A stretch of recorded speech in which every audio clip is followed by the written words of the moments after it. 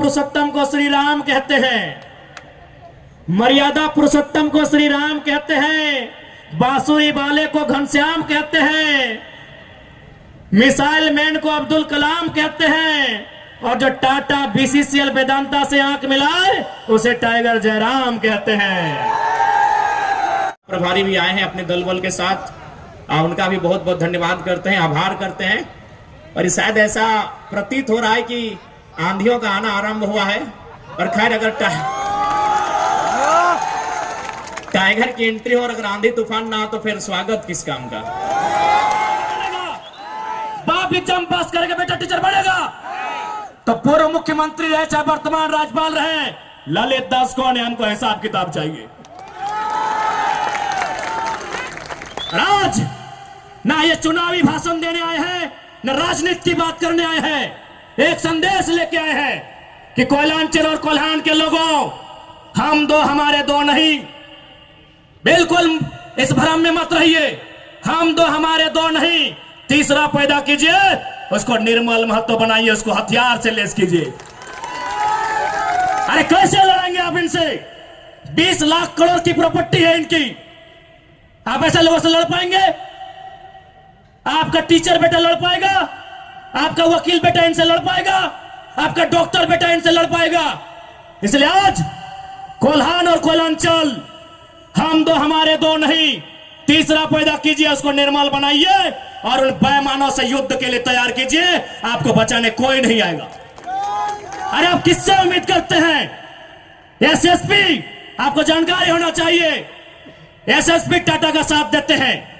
हिंदू मुस्लिम का राइट होता है, 44 मुसलमानों की दुकान तोड़ी जाती है, उस समय धारा 144 होता है, लेकिन टाटा रातों रात रोड बनाता है, धारा 144 का कहीं जिक्र नहीं होता है। आपकी सुरक्षा कौन करेगा बताइए?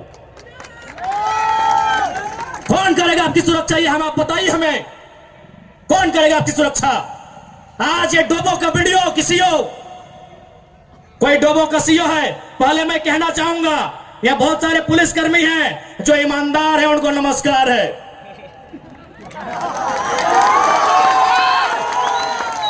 आईएएस रहे चाहे आईपीएस रहे, जो ईमानदार है उनको नमस्कार है। अगर कंपनी में भी ईमानदार लोग हैं तो ईमानदार है, उनको नमस्कार है। लेकिन सुनने में आया है कि डोबो का सीओ 20,000 रुपया प्रति एकड़ अपने बाप का जमीन मोटेशन करवाने के नाम पे मांगता है। ऐसे सीओ को जो डोबो का सुनने में आया है, उसको दोंगोनी में लेकर डुबा दीजिए। इस बात को हम छिन्ने ठोक के कहेंगे। उसका बाप का जमीन है क्या? 20,000 नहीं, 20 पैसा नहीं मिलेगा, 20 पैसा नहीं मिलेगा। वीडियो का बाप का जमीन है, सीओ का बाप का जमीन है क्या? लेकिन आपके बाप का दादा का ये जमीन है। ये 4000 साल से हम यहाँ खेती बाड़ी करते हैं, ये हमारा प्रमाण है। अरे अब तो दुनिया के वैज्ञानिक मान रहे हैं कि सबसे पहला इंसान सिंघभूम से निकला था। आप गर्व कीजिए अपने इतिहास पर, आप गर्व कीजिए अपने इतिहास पर। ये हम नहीं कह रहे हैं, ये दुनिया की रिसर्च की टीम कह रही है कि जब दुनिया जल में था और जल से जो मिट्टी का कण पहले बाहर आया था वह सिंघभूम का इलाका था। ये दुनिया के रिसर्च टीम कह रही है। यानी ये जमीन हमारी है, ये भूमि हमारी है। और आज यहां हम बेगाने बन के बैठे हैं, आज यहां हम दर बदर की ठोकरें खा रहे हैं। आज हमारे यहां कत्ल किया जा रहा है और एकदम साल दर साल किया जा रहा है। 77 में, 87 में, 97 में, 7 में एकदम कंटिन्यूली हमारा कत्ल किया जा रहा है। और आज हम हाथ धर के बैठे हैं। आज हम कहना चाहेंगे, आज बिल्कुल अगर हम होते हैं निर्मल दा के समय, यदि हम होते सुनील दा के समय, कसम से आंख से आंसू नहीं बहाते, कसम से आंख से आंसू नहीं बहाते। उनकी मौत के साथ साथ और 100 लोगों को मरने के लिए तैयार करते और आंख से आंसू नहीं, उनको नदी में बहाते जो उनकी मौत का कारण बने थे। हमने आंख से आंसू बहाया, हमने अनाथों जैसा अनुभव किया कि हमारे लीडर चले गए। अब रोने का समय नहीं है, अब बिलखने का समय नहीं है, इंतकाम का समय है।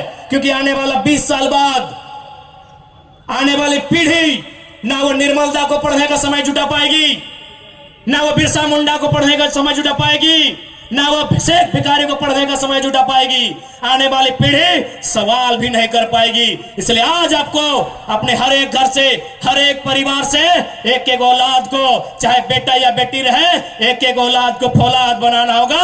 ये आज मैं कोल्हान वासियों को कहना चाहूंगा।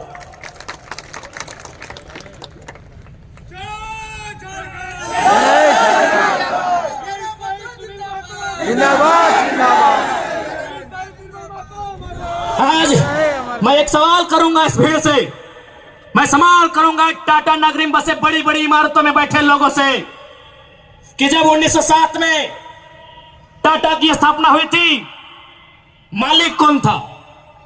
टाटा का कोई होगा? जब 1907 में टाटा की स्थापना हुई थी, मालिक कौन था? Who was the founder? Who was the owner? Tata का कोई होगा? नौसेरे भाई टाटा या जो भी उनका नाम है। आज 115 साल बीत चुके हैं। आज टाटा का मालिक कौन है? आज भी टाटा का मालिक टाटा का वंशी है। 100 साल पहले टाटा ने पूंजी का इन्वेस्ट किया था, आज 100 साल बाद भी टाटा का मालिक टाटा का वंशज है। लेकिन एक सवाल होगा मेरा, 100 साल पहले जिन कुड़मियों ने, जिन संथालियों ने, जिन हो ने, जिन गोड़ाई ने, जिन धीवर ने, जिन अल्पसंख्यक ने टाटा में जमीन दिया था, आज उस परिवार के पास क्या नौकरी है? आज हम सवाल करेंगे। अरे आपने पूंजी लगाया, 100 साल बाद आप मालिक हैं। हमने भी पूंजी दिया है। पूंजी 2 प्रकार की होती है इंपॉर्टेंट, एक जमीन, दूसरा अर्थ। अर्थ आपका, मालिक आज आप है, जमीन हमारी, हम कहां ये सवाल करेंगे। ये कैसा देश है जो कहते हैं गांधी का देश है, ये किसानों का देश है? गांधी जी कहते थे कि किसानों की आत्मा बसती है गांव में, तो आज कहां है गांव? आज कहां है किसान? केवल पूंजीवादी का हावी, आज चारों तरफ केवल कैपिटलिज्म के लोगों का दबदबा। ठीक है, हम विकास के विरोधी नहीं है। अरे हमने इंसान भी दिया है और जमीन दान भी दिया है। हमने इंसान के रूप में कभी बिरसा भगवान को दिया, कभी भागीरथ मांझी, कभी तिलका मांझी को दिया, तो कभी निर्मल महतो, तो कभी सुनील महतो जैसे शेर को हमने दिया। और जमीन की बात कीजिएगा तो जहां तक टाटा की नजर जाएगी वो जमीन सारी की सारी हमारी है। क्या नहीं दिया हमने विकास के नाम पे?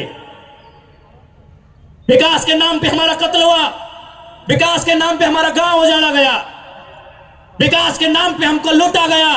और आज अगर हम सवाल करेंगे तो आप हमें उग्रवादी जैसे शब्दों से नवाजेंगे। तो आज ये बात जान लीजिए, भले आज ये आपका समय है क्योंकि प्रधानमंत्री आपके हैं।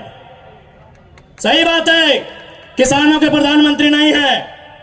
भले आप भावनाओं में वोट देते हैं, आज फिर किसान आंदोलन कर रहा है, किसान 700 मर चुके हैं। ये किसानों के प्रधानमंत्री नहीं है। अगर ये किसानों के प्रधानमंत्री होते तो एक रूल बनाते।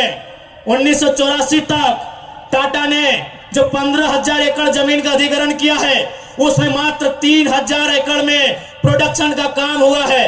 मात्र 3,000 एकड़ में कंपनी का एस्टेब्लिशमेंट किया गया है।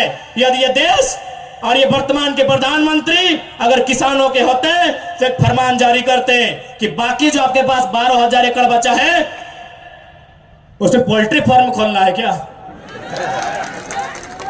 उसे पोल्ट्री फार्म खोलना है? जी नहीं, रियल एस्टेट को बेचना है। हमारी जमीनें टाटा डिसाइड करेंगे रियल एस्टेट को बेचना है। इसलिए अगर सच में ये किसानों के प्रधानमंत्री होते तो एक नियम बनाते, और ये नियम है भी, बकायदा न्यायालय में चर्चा उठ चुका है कि यदि किसी कंपनी ने जमीन लिया है और उस जमीन पे काम नहीं हुआ है तो रैयत को वापस लौटाना चाहिए। टाटा ने 15,000 एकड़ जमीन लिया है, मानते हैं 3,000 एकड़ पर इन्होंने काम किया है, चलिए 3,000 एकड़ एक्स्ट्रा, अभी भी 10,000 एकड़ जमीन है जो इनके कब्जे में है, वो यहाँ के रैयतों को वापस मिलना चाहिए। तब मानेंगे ये गांधी का देश है, तब मानेंगे किसानों का देश है।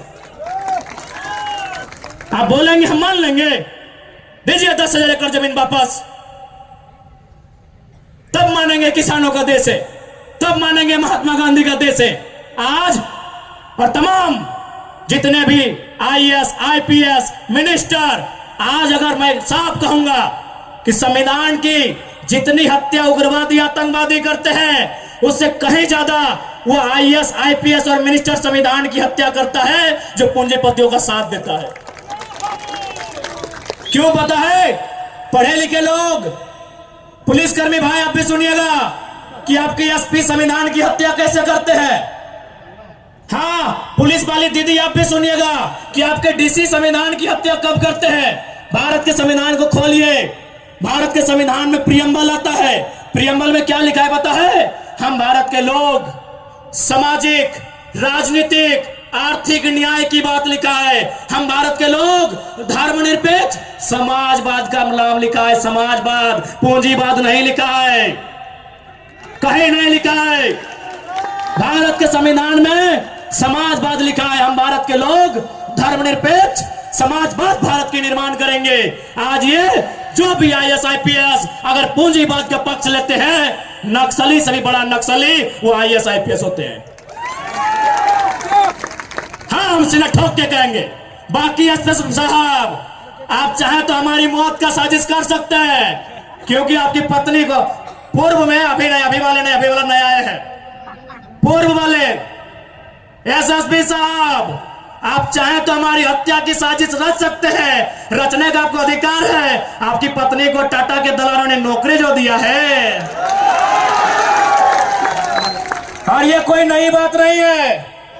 झारखंड राज्य में केवल गुंडों ने मौत का साजिश नहीं किया है।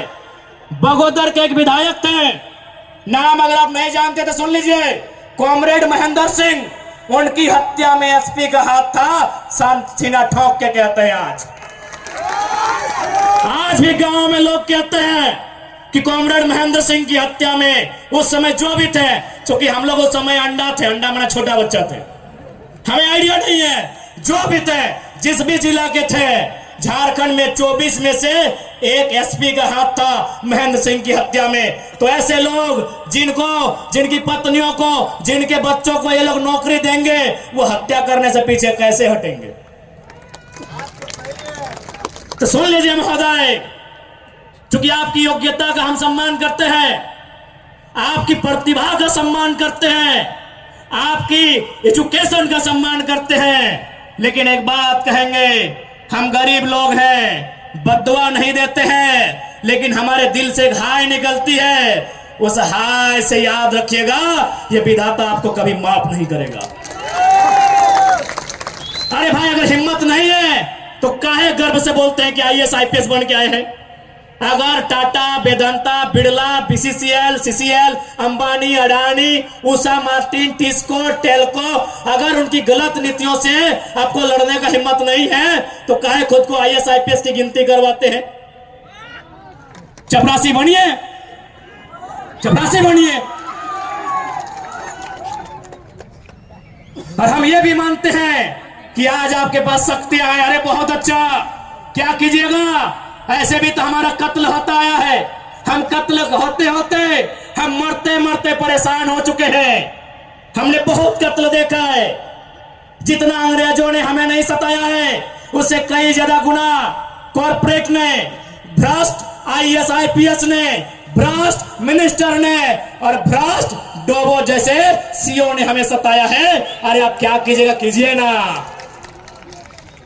मरने सब आया है, कौन यहां जीने आया है?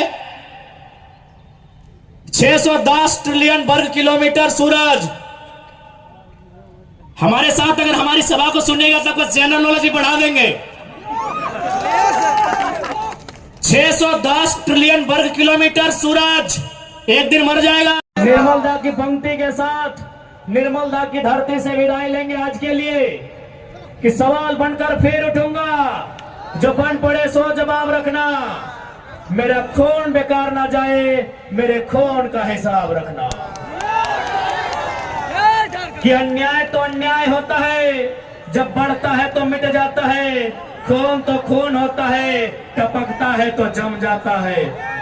आज पुनः झारखंड के तमाम वीरों को नमन करते हुए, शहीद अमर सुनील महतो को नमन बंदन करते हुए मैं अपनी वाणी को विराम देता हूं। जय झारखंड, जय झारखंड।